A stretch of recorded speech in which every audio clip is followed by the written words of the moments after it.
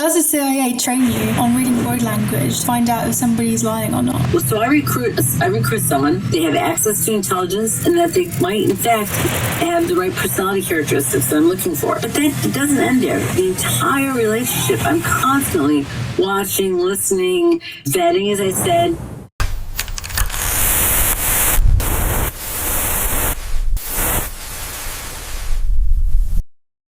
Ann Butler is a former CIA agent with 27 years of experience. In her latest memoir, Wife, Mother, Spy, she details her experience of what life was like working undercover while recruiting spies. In an exclusive interview with me, she details what life was like working overseas while using fake names, how she recruited spies, and if aliens are real. All this and so much more on today's episode of Fleur Siobhan Chats With. Thank you for being with me today on my podcast. I mean, I know you're really busy. You've been on NBC News, Daily Flash, The Today Show, and many more. After 27 years as an undercover spy, why now have you chosen to write a memoir in your new book, Wife, Mother, Spy? So, Flora, let me tell you, I after I retired, I thought about this great career I had, this great life I had, and I wanted to write down my experiences for my kids. I wanted a legacy for my children. And that was initially the only reason I wrote this memoir, was so that my kids would be able to relive the experiences they had and remember the people they met and the places they went. And then as I was writing it, I talked to some other friends, and they said, there'd be a lot more people than just your kids interested in this life, because it was quite unique. The life I had, the career I had, and raising all the kids. So I wanted to put it out into kind of for the world to see. I also wanted, as I was writing it, I wanted to highlight kind of the emotions that I went through as a mom, a working mom, working in a very unique job. So I wanted my kids to understand kind of the concerns I had, the sadness I had, the worries I had about them. And lastly, I wanted them to know how important the job was to me. And I think that comes through in the memoir. And you published this book yourself. What has that been like? And also, what has the reaction of the public been like? I did decide to self-publish. And I initially wanted to go with a traditional publisher, kind of try to make that effort, but really didn't spend a lot of time because I wanted to get the word out there. I didn't want to wait for a traditional publisher to come around. I also wanted more control over what I wrote. I wanted more control over the cover. I wanted more control over what I said and how I said it. So I decided to go ahead and self-publish. And in the end, it was much, much better because I got the word out there, and I can do, it's my intellectual property. I own the rights to it. So the reaction of the media, the reaction of the public has been amazing, dramatic. And a part of that is because I was able to get the word out there on really big time NBC Nightly News and C-Spanish and others that you've noted, different podcasts across the country, and now even in the UK, your podcast. So getting the word out there, people have been amazed. And I thought it's a working mom kind of situation. But people are like, no, it's quite unusual. And so they've been very supportive, and it's amazing how excited people are to the story. I was definitely excited to read it. When I saw you on NBC News, I was like, I can't wait to read that book. I had to go out and buy it straight away. No, I think it's definitely like a unique situation story. So, and tell me, how did you become a spy for the CIA? So I had spent some time when I was young traveling to Mexico with my father when he was on a research project. So it wasn't a tourist kind of trip. It was a very serious trip. And then subsequently, I spent time when I was in high school and college overseas, quite a bit of time, a year here, a year there. And I knew after that, I wanted to live and work overseas. I wanted to live and work in the international field. So I started applying for jobs after I graduated college in that realm. I looked at international agencies or nonprofit organizations that had an international nexus. I looked at international banks, and the CIA. So I eventually, after many interviews and writing lots of essays, I got into the agency. It wasn't until I was inside, though, that I really knew what I had signed up for. Because, of course, through the whole interview process, they don't tell you very much. It was when I got in, I realized how exciting, interesting, and important it was. And what was the training like? The training was intense. For the first year, first about 12 months, we were constantly trained in how to become a spy. Essentially, we did a lot of work in the paramilitary kind of work initially. That wasn't so that we would be able to handle ourselves in the woods necessarily, but it was about team building and how to handle ourselves if in fact we found ourselves in a situation that we didn't expect. So it was how to get out of situations, how to expect the unexpected, that kind of thing. We spent a long time doing scenarios, learning how to essentially spot the right kinds of people that we want to recruit, developing the relationship with them, what kind of questions to ask, how do we determine if they have the right personality characteristics for that, then how to recruit them, then how to teach them to be a spy, how to learn surveillance detection techniques, how to learn how to collect information securely, how to make meetings securely.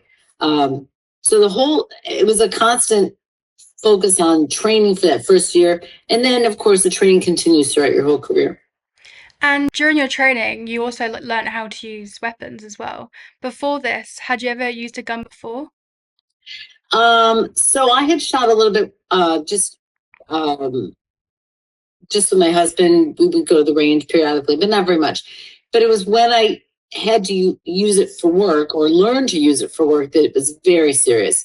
Because obviously, we're only issued a weapon if we're in a dangerous situation or if there is a known threat. Then I was issued a Glock on two different occasions, two different tours. But again, it's not really a joke or a silly thing or kind of a fun thing. It's serious, and we take it very seriously, and we practice monthly at the range to ensure that we stay qualified and to have the confidence that if we need to use it, we know how to use it. And during your training, are you taught about what to do if your cover is blown? Yes, of course. Well, the training is paramount. I mean, we have to know what to do in any kind of circumstance. So if we're doing our job right, our cover won't be blown. So not to be so flippant, but it doesn't happen very often because we prepare for every eventuality. We prepare our meetings long in advance and every minute is planned. What if this happens? What if that happens? If we have to turn right instead of left, how is that going to look? So, yes, of course, we're trained for that, but we're so well trained that it's pretty unusual that would happen. That's good. During your training, did you stay in contact, like after your training, did you stay in contact with the people that you were trained with?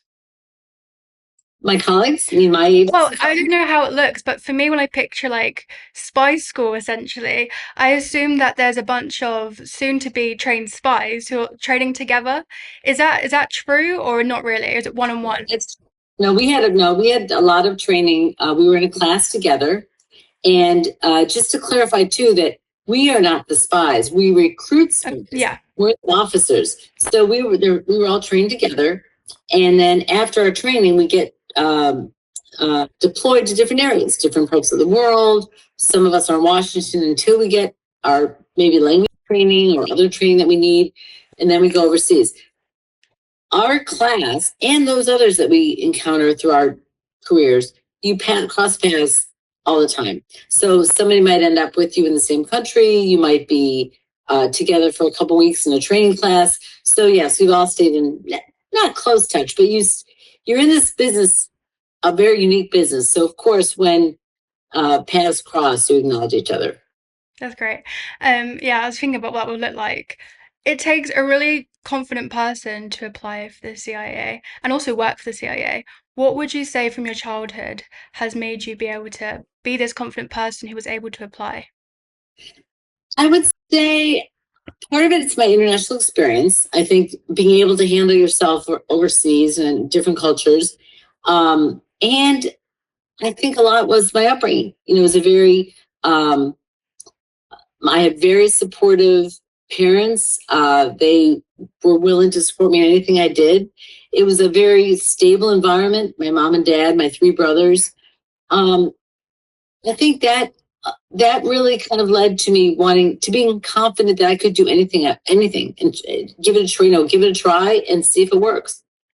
In your book, you mentioned having to use aliases and disguises.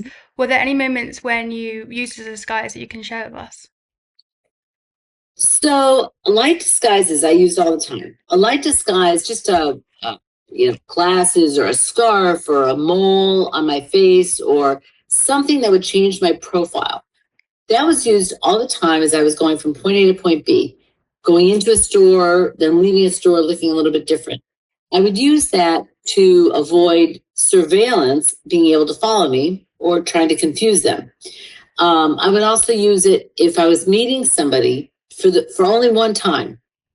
We would have, for example, people come into our embassy who claim to have information and they wanted to sell their information. Well, we always had to meet with them. You never knew when they might have that golden nugget. But I would put a light disguise on so that if and when they saw me outside the embassy, they wouldn't associate me with the CIA. Again, that light disguise was something that I would have in my office and I would use just again to change my profile. An alias, however, different story. That's much more in depth, much more serious. That's a different name, a different backstory, a different birth date. It's a whole different persona. And I would use that in meeting with agents, for example. If I didn't want to drag somebody who knew me as a U.S. diplomat, I didn't want them to know that this U.S. diplomat was meeting with this foreign agent. So I would travel completely in an alias. That, when I say it was more serious, it was because you really had to own that alias. And I did it, but I would spend a long time practicing it, making sure that I responded appropriately when someone called me that different name. So we use them in different contexts. Yeah, I was gonna say how long would you study your fake name? Because you talked in the book about I think it was on a train. Was you in France? I'm not sure. And you had a passport with a fake name in it. And I just thought, if you actually caught in that moment, how scary would that be? But I'm sure you probably did study that fake name really intensely. So every time we had an alias persona, we had a passport, driver's license, we had all the necessary documentation. But you lived that alias. So it wasn't like, oh, which name am I? No, you lived that alias for that entire operation. And that trip that you're thinking of that was in the book was when I was also very, very pregnant. And I was in alias, but I was pregnant. So the concern was what would happen if I went into labor, had to get off the train, go to a hospital in a different name. I would have had to have the baby in that alias name because under no circumstances can you break your cover. You were talking about if the cover was blown. Well, my training wouldn't allow that. And I would certainly not say, oh, wait, that's not my real name. I need my real. No, that would put the agent that I was meeting with at great risk. And I wasn't prepared to do that. Another moment that you mentioned in your book is when you were meeting with a colleague and suddenly you go into labor. How do you manage like the balance of family life and work life? What was that like? So you just move forward, Fleur. So that was the thing. That episode was I wasn't meeting an agent, I was meeting a colleague. But again, we had an agenda, we had a plan, we had meetings that we were supposed to attend together. And literally, as I was picking him up at the airport, as I got out of my car to go get him, my water broke. Well, you have to be ready for the unexpected, as I mentioned before. So I had to pivot. I had to pivot quickly. I had to go to the hospital instead of going to a dinner meeting. You think of these things, right? Always planning and preparation. What if this happens? What if that happens? So you have to be prepared. And if you're prepared, whatever the situation is, whether it's going to an agent meeting or meeting a colleague or being pregnant, then you can handle it with calmness and confidence. And that's the key. And that's how you handle stressful situations. It's by being prepared. Absolutely. The training and the preparation are critical. That is, if you continuously practice the what ifs or the various scenarios that you might encounter, then when they do happen or when something similar happens, you're able to handle it confidently. And that's key. So I just got a CIA approved tip on how to remain calm. So that's pretty useful. And that's not just with CIA meetings or agents meetings. It's with everything in life. If you're prepared, then you'll feel confident going into any kind of situation. Were there any times in your career where you stood back and thought, wow, this is my life? Well, ironically, I would say it was when I was with my family all together on vacation somewhere in a very cool, interesting, exciting place, maybe skiing down the Alps or sitting on a exotic beach somewhere. And I would say, we're here because of this life I have, because of this career I have that's allowed us to be in these incredible situations. And it was a lot of that was after I retired, when I had time to think about this amazing life I led. When you're in the middle of it, as with any life situation, you're going here, you're doing this, you got a lot of things going on. It's when you have time to sit back and look, and you think, wow, this was very, very exciting. You moved your family with you as you had to work overseas often. How hard was that? And what were also the benefits of that as well? So moving every couple of years, every 2 or 3 years, was my line of work. So for me, it was just something that I knew I had to do. It was much more difficult for my family and for my children and my spouse. They were the ones that constantly had to say goodbye to friends. They had to make new friends, learn a new school, learn to go shopping, where they could get things, where my husband had to get another job.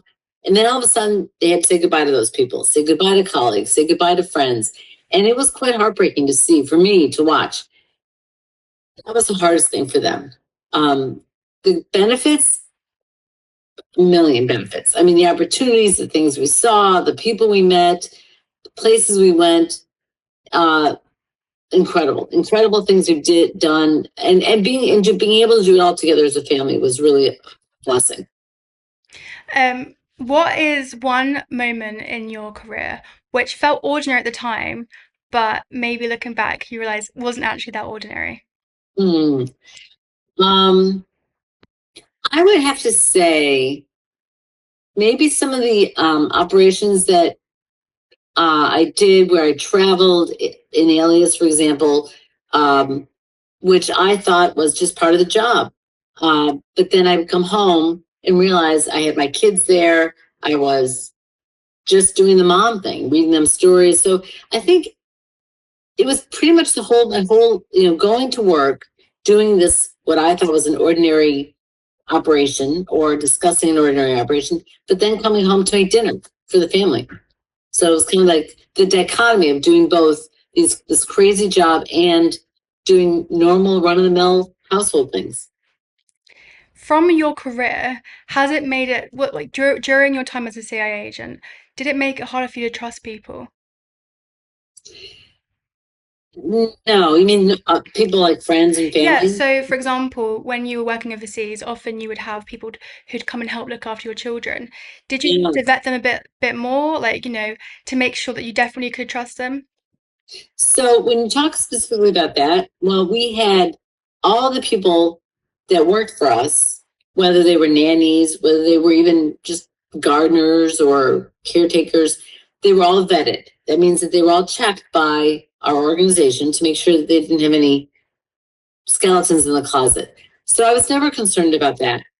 The bigger question of trusting people, though, I never had an issue with that, because the concern with people I was recruiting, I was always validating and vetting them, because they were the ones that I was concerned about. Were they telling me the truth?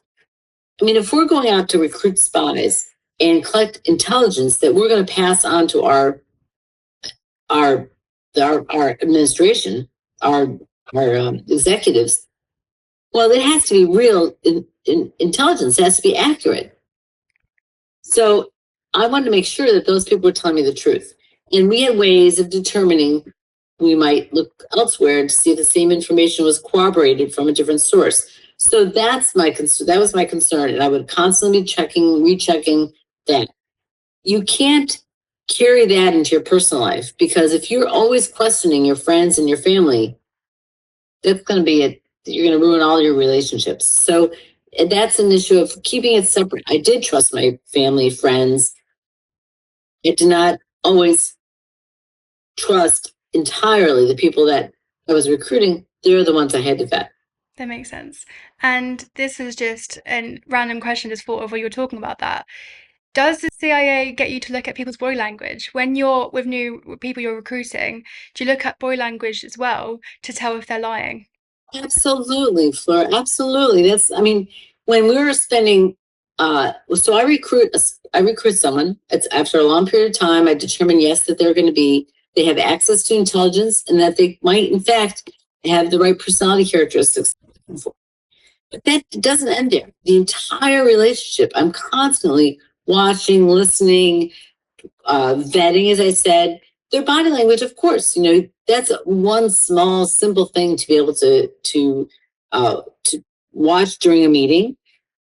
Are they concerned? Are they worried? Are they looking about? Are they acting differently than they did in the last meeting? Absolutely, it's an important tool that we use. But maybe not the stereotypical. If they're rubbing their ear, that means they're lying. Maybe not that one. There's all kinds of things. Now, people have tics that they do. That doesn't mean that they're lying. But here's the difference. Watch what they've done in relation to what they did in the last meeting. Not every single movement of their hands, but you need to be observant. Observation is critical. That's really, really important. You mentioned God quite often throughout your book. How did your faith play a role throughout your career? So I'm glad you asked that. Faith to my Catholic, I'm a Catholic, but Roman Catholic. Faith played a very important role in my life, and it still does. And it was so reassuring to be able to go to any country, any city, and find a Catholic church, and as a family go to mass. It was just reassuring to know that we knew what to expect, whether it was in English or in foreign language. We made it work, and it's the constancy, the knowing that God is always there, that kind of gets you through the tough moments. And that was that throughout this whole life, this whole career I had, that was a very reassuring feeling. I'm a Catholic also, so I really enjoyed reading that in your book. It's currently Lent, so I hope whatever you've given up for Lent isn't going to be too hard. No, it'll be fine. Lent's a good time for reflection, and so that's what I'm trying to do. When your eldest was only in middle school at the time when she found out about your job through a friend, what did that look like? And did you make her promise not to tell anyone? So Claire was she, as you noted, she found out from a friend whose father I worked with, and it was because they saw a similar piece of artwork. It was a piece of artwork that the father had given me. It was also in my house. So Claire saw that same piece of artwork and said, "Oh, what's going on here?" And that's when her friend said, "Oh, your dad works and my mom work together." She, because it was a middle school girl thing, wasn't sure that she was even being told the truth by her friend, but it didn't really carry a lot of weight with her at the time. So it wasn't until later that she brought up to me, and I said, "Please don't tell your siblings. Please don't talk about it with anybody." At the time, she thought, "Oh, it was just another fun thing that the girls talked about." But it wasn't until later that she realized, yeah, it was very serious, and she knew it was important not to say anything. And she was able to keep that secret. I feel like if I was her age, I'd be telling everybody, "My mom's so cool. Look at my mom's cool job." She was able to keep the secret. I think she was busy being a middle school girl, and what mom did for a job was not as important or as critical at the time. From your line of work, has it changed the way you view Hollywood movies like James Bond? It hasn't changed my view. But it's kind of cemented what I thought. The Hollywood movies, the TV shows, it's all about car chases and heroic meeting sites and cool things that happen. And you only had that 2 hour, 2.5 hour segment to show all that stuff to the audience. But in real life, Fleur, there's a lot we do behind the scenes. We have to make sure that our accountings are done properly. We're spending the money where we're supposed to be spending it. We have to write reports. We have to prepare, as I talked about before, prepare for these meetings. That takes hours and hours sometimes. None of that is in the movies. So I have to say that the audience says, oh, that's all cool. But there's a lot of regular stuff that goes on behind the scenes to get that, to make sure that the operation is safe and secure and that the people we meet with are safe. That's the most important thing. From the movies, you always see a gadget man. Is that true? Have you seen a gadget person?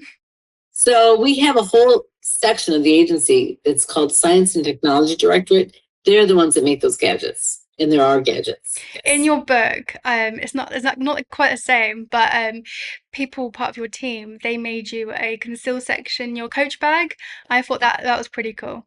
So that came about because during that tour for those 3 years, I had to carry a Glock, and most men carry it on their holster, on their belt when they're wearing a pair of pants, but my outfits didn't have belts, and so I had to come up with another plan.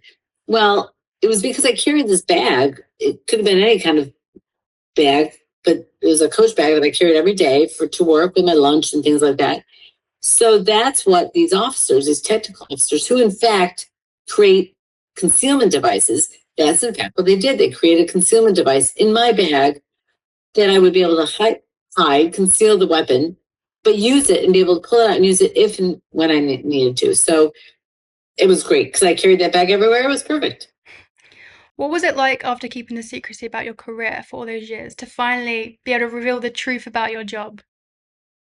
So when I retired, I rolled back my cover. That was the first step. So now I could tell people without it, because you sign a secrecy agreement, I was able to legitimately tell people where I worked, though I didn't do that very often. Then I decided to write this memoir, and that's a whole nother story. That was even a bigger transition because now my life is out there in public. It was tough, and I hesitated. To be honest, I hesitated because I was never on social media, and so I didn't even know the how far and wide that touched. But in the end, I'm very glad I did it because I have been able to reconnect with people throughout my entire life, high school friends, college friends, acquaintances that never knew where I worked. And through the social media, they've been able to see, oh, wow, this is what happened. This is where she ended up. And I've been able to talk to people, show people how exciting and important my life was, my career was. And then also another real positive, another benefit of this whole getting the word out there was to show people, young women and others, that you can have a really great, impactful career and have a good, fulfilling, interesting, fun personal life as well. So I think in the end, even though it was kind of I had to take a step back for a second. Do I really want to do this? In the end, it was well worth it. And did you have to get permission from the CIA before you wrote this book? Absolutely. Anytime anybody who's formerly worked for the CIA wants to go public with anything that has any link to intelligence, we have to get it approved by what we call a publications review board. So absolutely had to get the manuscript approved. And although your children travel with you while you were working, I'm guessing now you still can't fill them in on certain days that might have been looked a little bit different to you than to them. No, I mean, they knew, obviously they knew where we lived, but I could never, and even in my book, disclose specific operations, people's names, who I talked to, what we talked about, where I met these people. So those things will always stay a secret. Okay, I have a silly question now, and my lecturer wanted to know, since you work for the CIA, do you have any secret knowledge about aliens? So personally, I do not, but because the CIA is we're focused overseas and we're focused on human collection, the collection of intelligence from humans. That's why being able to find people and speak to people and get information from people, that's what we do. That's our job. Aliens are in space. So that's not really my job or our job, CIA's job. That said, there are absolutely agencies in the government that focus or have that on their agenda. Are there aliens? Where are they? What are they saying? What are they doing? So, from a CIA standpoint, there's no office in the CIA that works with aliens or works on that topic. But that's not to say there aren't offices within the US government that do. And so you don't know there's aliens? I don't know. And wouldn't tell you if I did. What are you up to now? So you worked for the CIA and now you put out this amazing book. What are you currently up to? Or what is next for you? So right now, I think I'm going to continue to talk about this important idea, or really a relevant idea, that you can do both. You can have a good career, interesting career, and be a mom, or have a great personal life. I shouldn't say just mom. Have a good personal life. I think that's and I like to talk to young people about that, especially in the world today. You know, what do we do? What job should I have? Oh gosh, I want to be a mom, or I want to have a family. I want to be able to tell the world that they can. So I've been doing a lot of podcasts. I've been doing interviews. I've been doing kind of engagements with smaller groups to get that word. And is that the message you'd like people to take away from your books? Absolutely. That, as well as the fact that while it may be difficult to do two jobs like this, or two 24/7 important jobs, if you think it's important, if you think that what you're doing is important, my career, I thought the mission was, I believed in it. That's why I was able to do it. I also believed in being a mom and being a good mom and raising your kids to be good citizens of the world. So if you believe in what you're doing is important, then you can do it all. It might take some, it might be a little stressful, but take some perseverance. But if you believe in what you're doing and believe that it's important, it will work. And you have been absolutely amazing. Now, where can people buy and read your book, Wife, Mother, Spy? So Wife, Mother, Spy is available on Amazon. It's available on barnesandnoble.com. It's available on my website. Yeah. Anywhere you want. Excellent. And I've read it, so I think people should go out and read it. It's absolutely amazing. And thank you so much. You have been amazing to talk with. Oh, it's been an honor. Thank you. And if you have any other questions or any other things that come to mind, let me know. Thank you. You have been absolutely amazing. So thank you so much. You're very welcome. I hope you have a lovely day and